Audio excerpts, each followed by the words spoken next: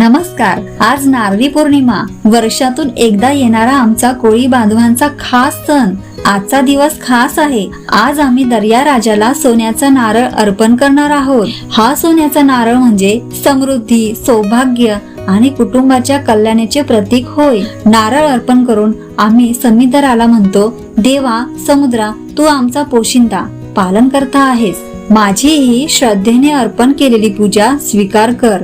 माझ्या कुटुंबावर सदैव सुख, शांती, आरोग्य आणि समृद्धी राहू दे. घरात धनधान्याची भरभराट होऊ दे. सर्व संकटे, अडचणी आणि नकारात्मकता दूर होऊ दे. माझ्या सर्व मनोकामना पूर्ण होऊ देत, अशी मनोभावे प्रार्थना करून मग आम्ही घरी येतो. आज आमच्या घरी गोडाधोडाचे जेवण आणि जेवणासाठी नैवेद्यासाठी खास नारळी भात बनवला जातो. गेली शेकडो वर्ष आमच्या पिढ्यानपिढ्या हा नारळी भाताचा प्रसाद खातोय आणि तुम्हाला सांगू, हा नारळी भात या दिवसाला फारच स्वादिष्ट बनतो. कसा त्या माहिती नाही, पण या नारळी भाताशिवाय आजचा दिवसच नाही म्हणा ना. तर चला, आज मी पण नारळी भात बनवणार आहे. व्हिडिओ स्किप न करता पूर्ण बघा आणि सबस्क्राईब करायला विसरू नका. वेळ न घालवता रेसिपीला सुरुवात करूया. रेसिपीचं साहित्य मी तुम्हाला दाखवते. ओलं खोबरं घेतलेलं आहे, बासमती तांदूळ घेतलेला आहे 1 वाटी, ड्रायफ्रुट्स घेतलेले आहे, काजू, बदाम, हे बघा, गूळ घेतलेला आहे 1 वाटी, वेलची पूड घेतलेली आहे 1 चमचा. तर एवढं साहित्य आपल्याला या रेसिपीसाठी लागणार. आता हा ओला नारळ आहे ना, तो आता मी किसून घेते. बघा, हा नारळ मी किसणीवरती किसून घेते. तुमच्याकडे जर विळी असेल तर तुम्ही खाऊन घेतलं तरी चालेल. बघा, नारळ घेताना मी पूर्ण नारळ घेतला होता, तो आता चांगला किसून घेते. नारळी भात बनवायला खूप साधा सोपा, पण जितका आपण मनापासून बनवू ना तर तो खायला खूपच स्वादिष्ट लागतो. चला, या प्रकारे सगळा नारळ मी किसून घेते.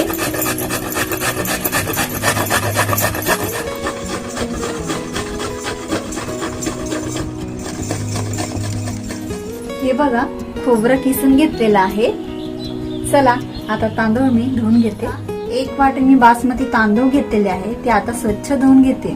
तांदूळ काढून घेते. तांदळात पाणी ओतून मी स्वच्छ धुवून घेते. नारळी भातासाठी मी खास बासमती तांदूळ वापरणार आहे. बघा, आता स्वच्छ धुवून झालेला आहे. हे पाणी आता मी काढून टाकते. तांदूळ मी स्वच्छ धुतले होते, ते 10 ते 15 मिनिटांसाठी पाण्यामध्ये भिजत ठेवले होते. आता गॅस पेटून गॅसवरती मी पातेलं ठेवणार आहे. आता गॅस पेटवते आणि गॅसवरती पातेलं ठेवून घेते. गॅस पेटवून मी गॅसवरती पातेल्यामध्ये पाणी गरम करत ठेवलेलं आहे. पाणी चांगलं गरम झालेलं आहे. आता ह्या पाण्यामध्ये मी खडे मसाले टाकून घेते. खडे मसाल्यांपैकी तेजपत्ता, वेलची, दालचिनी, काळी मिरी, लवंग हे सगळे पदार्थ मी आता टाकून घेते. अर्धा चमचा जिरे टाकून घेते. 1 चमचा तूप टाकून घेते मी. आता हे स्वच्छ धुतलेले तांदूळ मी आता या पाण्यामध्ये टाकून घेते. चला, आता चमच्याने चांगले मिक्स करून घेते आता हे तांदूळ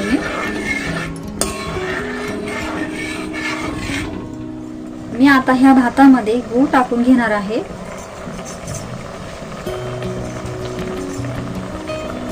दोन चमचे मी गूळ टाकलेला आहे. चमच्याने आता चांगलं मिक्स करून घेते हा गूळ मी.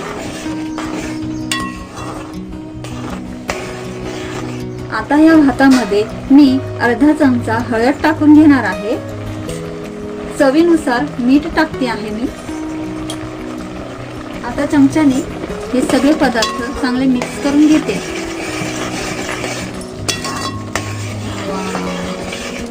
बघा,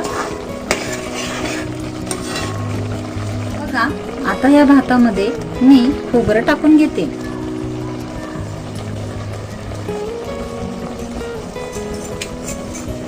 चला, आता हे खोबरं सुद्धा चांगलं मिक्स करून घेते भातामध्ये. बासमती तांदूळ, खोबरं, गूळ हे सगळं साहित्य टाकून मी आता चांगलं मिक्स करून घेते आहे. चला आता 5 ते 10 मिनिटं मी या भाताला वाफ घेणार आहे.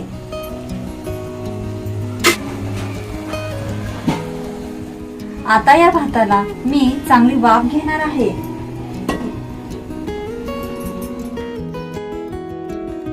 चला आता मी झाकण उघडून बघते आहे. बघा, तुम्ही बघू शकता नारळी भात मोकळा सुटसुटीत असा शिजलेला आहे. हे बघा, आता त्यामध्ये मी वेलची पूड टाकणार आहे. हे बघा, आता नारळी भातामध्ये मी सुगंध येण्यासाठी वेलची पूड टाकून घेते. चला आता परत मिक्स करून घेते मी हा नारळी भात. वा वा वा, सुगंध अगदी घरात दरवळलेला आहे नारळी भाताचा. आता चला गॅस बंद करून घेते मी. नारळी भात तयार झालेला आहे. तर आता मी ड्रायफ्रुट्स टाकून घेते. हे बघा, काजू, बदाम सगळे ड्रायफ्रुट्स आता मी टाकून घेते. बघा, तुम्ही बघू शकता नारळी भात किती छान तयार झालेला आहे, मोकळा, सडसडीत, खूपच मस्त.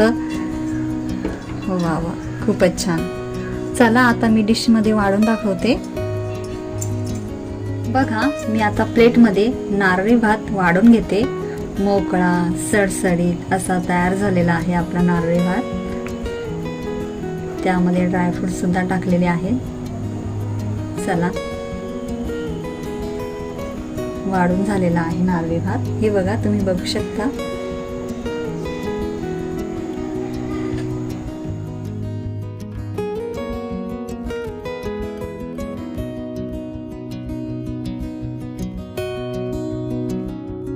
बघा, तुम्ही बघू शकता आज मी नारळी पौर्णिमेसाठी खास नारळी भात बनवलेला आहे.